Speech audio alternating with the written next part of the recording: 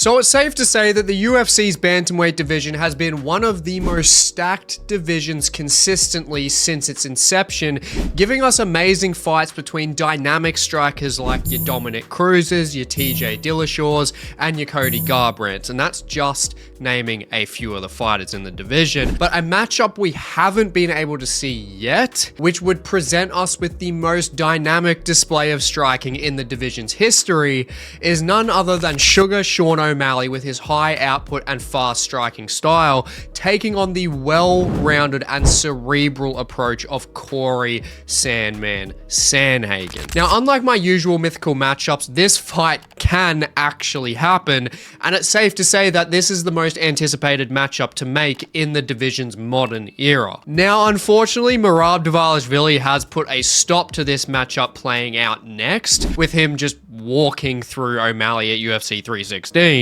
and now Cory Sandhagen is next to try his hand at beating the champion. But with Cory Sandhagen winning or losing that fight, it would just come as no surprise to me if we do get O'Malley versus Sandhagen next, and I am all here for it. Take my damn money. But since we have to wait for it, let's break each fighter down to see who would have had the most effective chance of winning in this matchup. But to kick things off, this matchup is definitely not an easy one to predict. When we look at this matchup, we have a specialist in Sean O'Malley who has the high volume striking, landing over 6 significant strikes per minute at over a 60% strike accuracy, with the power advantage over Cory Sandhagen as well. And if this were a striking only matchup, I'd be giving O'Malley the edge here pretty simply, but unfortunately for O'Malley has more than just the striking to deal with of Cory Sandhagen, because Cory Sandhagen is arguably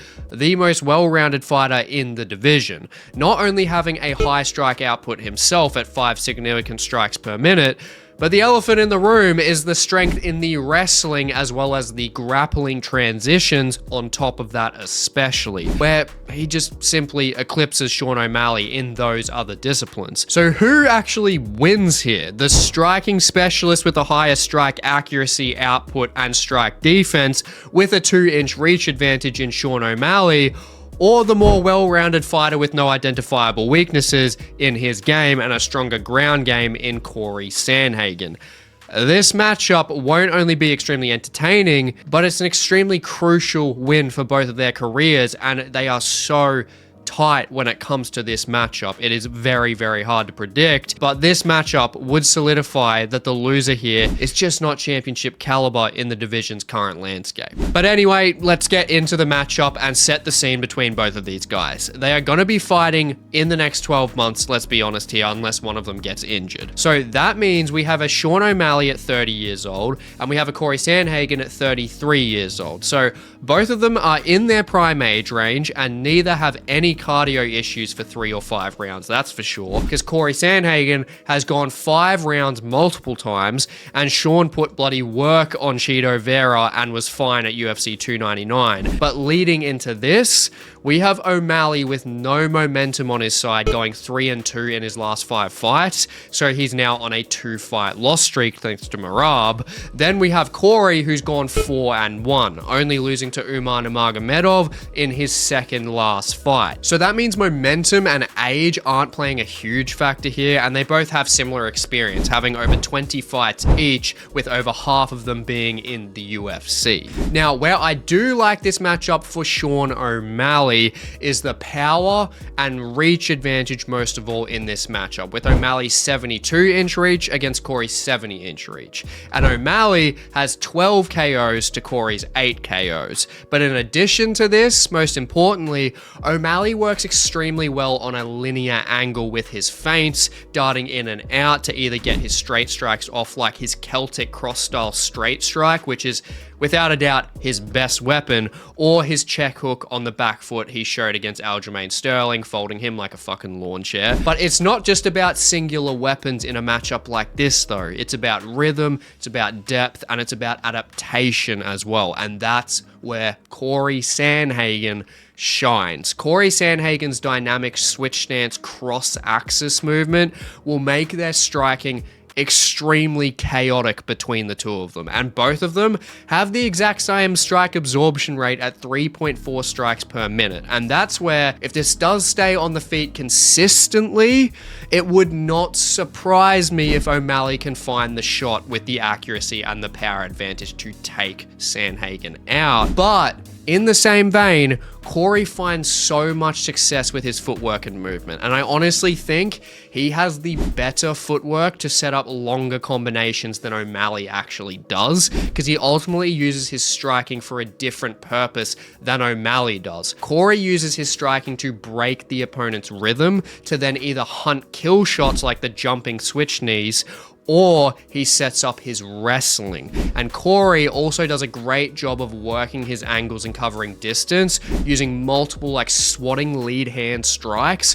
which would really eliminate the reach advantage of O'Malley there, because it's not significant, it's only a little reach advantage. And honestly, I think O'Malley needs to get hyper aggressive in this matchup to just really not allow Cory to press on the front foot, because he's just got so many tools. And honestly, O'Malley pressing him on the back foot, making sure that he can try and cut him off while he's moving backwards, because that's where Petr Yan, Song Yadong, and Umar Nurmagomedov found success in their striking against Cory.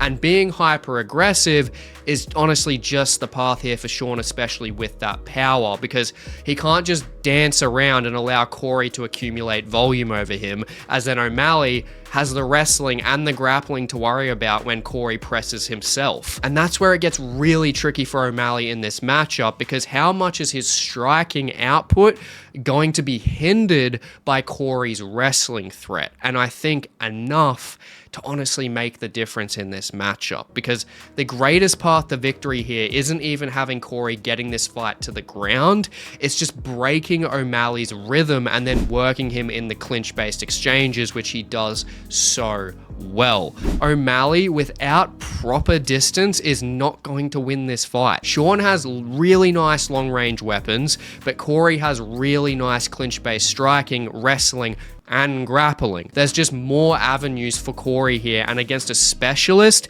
he can exercise his game so well. As we know with O'Malley against Merab, that's where there was a takedown threat, a heavy takedown threat, and his striking was just extremely hindered. And without it, he just doesn't have a whole lot of danger to offer in any other position aside from being at range on the feet. But even with Sean's striking in full flow, he doesn't fully eclipse Sandhagen anyway. He is better than Sandhagen, but, and like, granted, he's got the strongest statistics in the striking all across the board, but these statistics are heavily pumped by stationary fighters, like when he beat Chris Matinho and when he beat Marlon Vera, which Cory Sandhagen is the exact opposite to them. He doesn't stop moving, and not to mention, Cory is durable as hell. He's never been finished and has only been wobbled twice, but never close to being finished. And that's from guys like Yan, where he tagged Yan first, and then Yan had to throw a spinning back fist to then a bloody hook